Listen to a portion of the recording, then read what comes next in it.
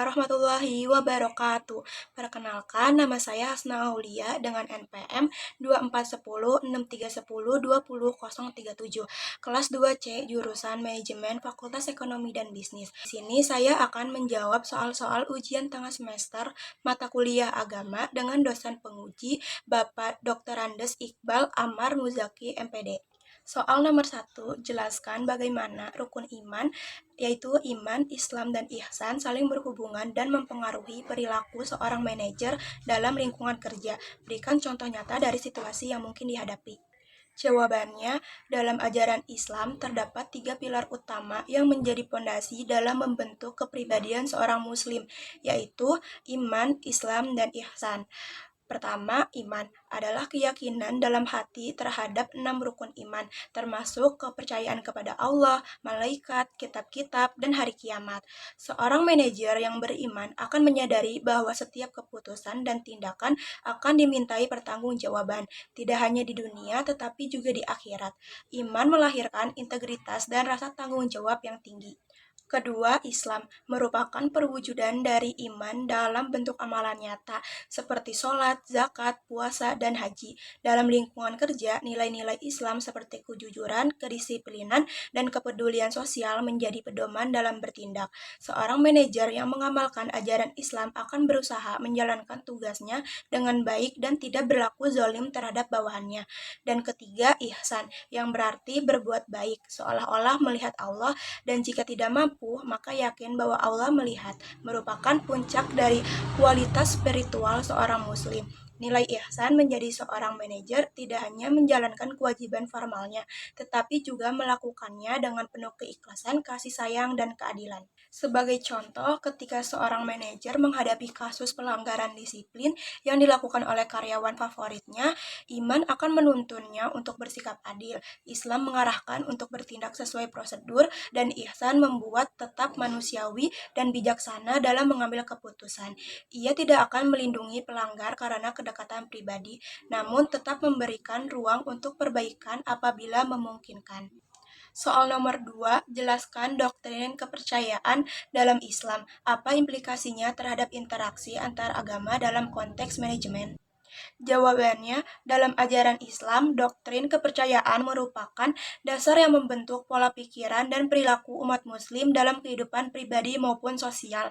Ajaran ini tertuang dalam 6 rukun iman, yaitu beriman kepada Allah, malaikat, kitab-kitab, rasul-rasul, hari kiamat, serta qada dan qadar. Doktrin ini tidak hanya menjadi dasar ibadah, tetapi juga membimbing seorang muslim dalam bersikap adil, toleran, dan profesional, termasuk dalam konteks manajerial di lingkungan kerja multikultural dan multiagama. Contoh implikasinya terhadap interaksi antar agama dalam konteks manajemen, yaitu sebuah perusahaan manufaktur memiliki manajer HR yang beragama Islam, dan karyawan berasal dari berbagai agama, yaitu Islam, Kristen, Hindu, dan Buddha. Suatu waktu, seorang karyawan non-muslim meminta izin untuk pulang lebih awal pada hari besar agamanya, namun belum diatur dalam kebijakan resmi perusahaan. Tindakan manajer yaitu dengan berlandaskan prinsip Islam yang menjunjung toleransi dan keadilan, manajer tersebut mengizinkan karyawan itu untuk pulang lebih awal dan kemudian mengusulkan kepada direksi agar semua agama mendapatkan hak cuti keagamaan yang sama. Kemudian soal nomor 3, jelaskan sebuah rencana tindakan yang mengintegrasikan nilai-nilai akhlak dalam praktik manajemen di perusahaan. Apa langkah-langkah yang perlu diambil untuk menerapkan nilai-nilai tersebut? Jawabannya yaitu nilai-nilai akhlak diantaranya jujur atau sidik, amanah, adil, sabar, dan tanggung jawab merupakan nilai-nilai yang harus diinternalisasikan dalam seluruh aspek kehidupan, termasuk dalam dunia manajemen. Rencana tindakan untuk mengintegrasikan nilai-nilai akhlak dalam manajemen dapat dilakukan dengan beberapa langkah sebagai berikut. Kesatu, menyusun kode etik perusahaan berdasarkan nilai akhlak Islam. Kode etik ini harus memuat nilai-nilai universal seperti kejujuran, keadilan, tanggung jawab, dan saling menghormati yang digali dari sumber ajaran Islam. Kedua, pelatihan dan pengembangan SDM, yaitu mengadakan pelatihan rutin tentang etika kerja Islam dan manajemen berbasis berbasis akhlak bagi manajer dan karyawan agar nilai-nilai tersebut menjadi pedoman bersama. Ketiga, keteladanan dari pimpinan. Pimpinan harus menjadi contoh nyata dalam menerapkan akhlak seperti transparansi dalam pengambilan keputusan, adil dalam memberikan penilaian, dan sabar dalam menghadapi masalah. Keempat, evaluasi dan sistem penghargaan, yaitu menyusun sistem evaluasi kinerja yang menilai aspek perilaku dan etika kerja, serta memberikan penghargaan kepada karyawan yang menunjukkan integritas dan tanggung jawab. Kelima, komunikasi terbuka dan musyawarah, yaitu mendorong budaya musyawarah dan keterbukaan dalam menyelesaikan masalah serta menjaga hubungan antar pegawai yang harmonis dan saling menghargai. Selanjutnya, soal nomor 4. Jelaskan contoh situasi di mana birrul walidain atau berbakti kepada orang tua dapat diterapkan dalam konteks profesional. Bagaimana hal ini dapat mempengaruhi hubungan kerja dan budaya organisasi? Jawabannya yaitu birrul walidain atau berbakti kepada orang tua merupakan nilai sentral dalam ajaran Islam yang menekankan pentingnya menghormati, memuliakan, dan merawat orang tua. Contoh situasi di dunia kerja yaitu seorang karyawan muda bekerja di sebuah perusahaan dan menjadi tulang punggung keluarga. Suatu hari, ibunya sakit keras dan membutuhkan perawatan intensif. Karyawan tersebut mengajukan cuti untuk mendampingi ibunya selama masa kritis. Manajer yang memahami pentingnya birrul walidain dan nilai keluarga dalam Islam tidak hanya memberikan izin cuti, tetapi juga menawarkan fleksibilitas kerja dari rumah. Dampak positif terhadap hubungan kerja dan budaya organisasi diantaranya: ke-1, membangun budaya kerja yang penuh empati dan kekeluargaan. Kedua, meningkatkan loyalitas dan komitmen karyawan karena merasa dihargai secara pribadi. Ketiga, menumbuhkan rasa saling pengertian antar rekan kerja dalam situasi pribadi yang sulit. Dan keempat, mendorong pemimpin untuk mengedepankan pendekatan humanis dalam pengambilan kebijakan. Selanjutnya, soal nomor 5. Identifikasi dan jelaskan 3 sumber ajaran Islam yang paling relevan untuk pengambilan keputusan dalam manajemen.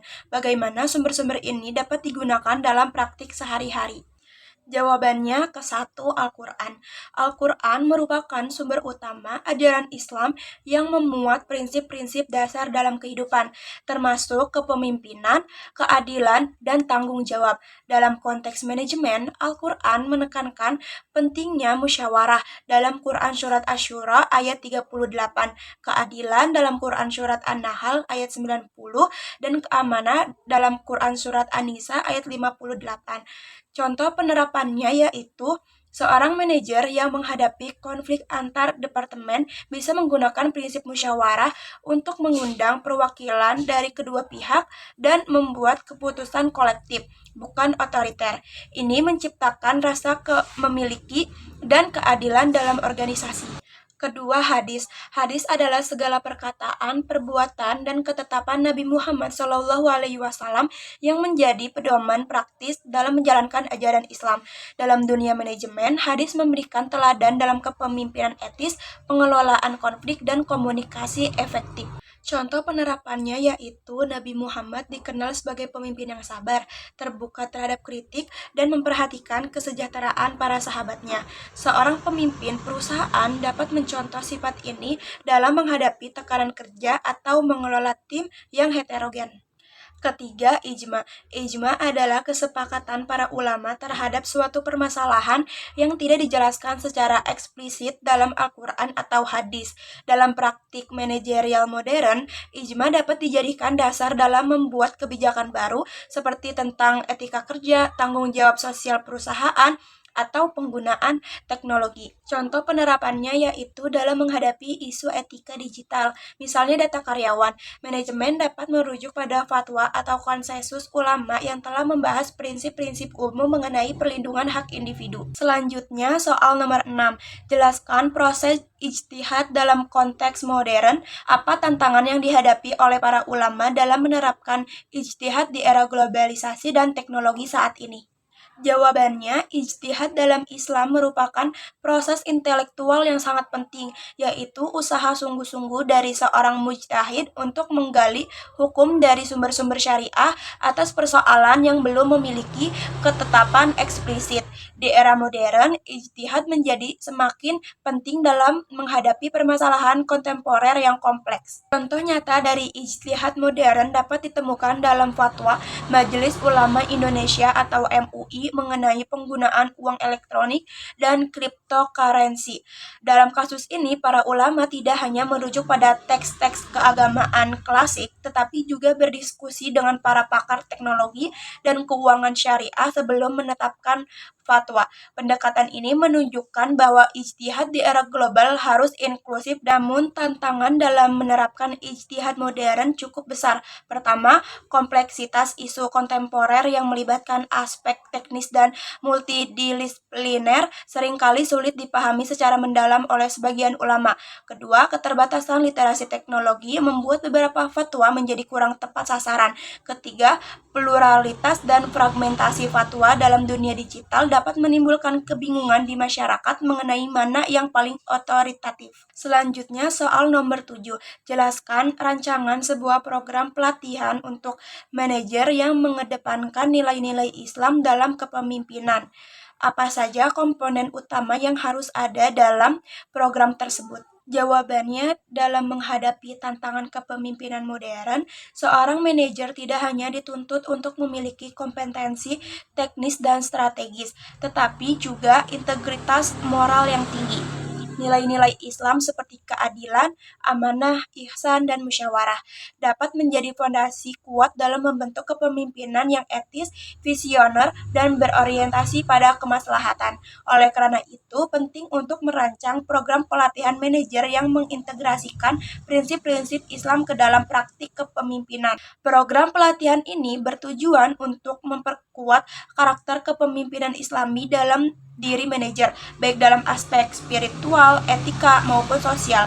Rancangannya mencakup kombinasi antara pemahaman teoritis dan aplikasi praktis dengan pendekatan interaktif dan relektif. Komponen utama yang harus ada di antaranya ke-1, landasan teologi dan etika Islam, yaitu memahami konsep tauhid sebagai dasar kepemimpinan dan nilai amanah dan tanggung jawab dalam Al-Quran dan hadis. Kedua, karakter kepemimpinan Islami, yaitu pembentukan sifat sidik, tablik, amanah, dan fatohna dalam pengambilan keputusan, serta membangun empati, kejujuran, dan keadilan sebagai gaya kepemimpinan. Ketiga, praktik musyawarah dan inklusivitas, yaitu teknik menerapkan prinsip syura dalam rapat tim dan kebijakan, dan studi perbandingan dengan metode manajemen modern. Keempat, pengembangan spiritualitas, yaitu latihan refleksi spiritual seperti muhasabah dan qiyamul lail untuk menjaga kebeningan hati. Dan terakhir, soal nomor 8. Jelaskan bagaimana pemahaman tentang rukun agama dapat membantu seorang manajer dalam membangun tim yang solid dan harmonis. Apa strategi yang dapat diterapkan untuk mencapai tujuan tersebut? Jawabannya, pemahaman yang mendalam terhadap rukun agama memungkinkan seorang manajer membangun tim kerja yang solid, harmonis, dan saling menghargai. Misalnya, manajer yang menjunjung tinggi nilai keadilan sebagai manifestasi dari iman dan ihsan akan memperlakukan seluruh anggota tim secara setara, memberikan penghargaan atas kinerja yang adil, serta mendorong budaya kerja yang inklusif dan saling mendukung. Strategi yang dapat diterapkan untuk membangun tim yang solid dengan landasan rukun agama meliputi ke-1, teladan kepemimpinan, yaitu manajer menunjukkan keteladanan dalam perilaku etis seperti jujur, tepat waktu, dan bertanggung jawab. Kedua, budaya musyawarah, yaitu mengedepankan diskusi dan pengambilan keputusan kolektif sesuai prinsip syura dalam Islam. Ketiga, penghargaan terhadap keberagaman, yaitu membangun toleransi dalam tim dengan menghargai perbedaan agama dan budaya. Keempat, keadilan dan transparansi, yaitu mengelola konflik secara adil dan terbuka agar semua anggota tim merasa dihargai. Kelima, penguatan nilai spiritual, yaitu menyediakan ruang bagi karyawan untuk melaksanakan ibadah dan kegiatan spiritual sebagai bentuk pembinaan karakter. Sekian dari saya, kurang lebihnya mohon maaf. Wassalamualaikum warahmatullahi wabarakatuh.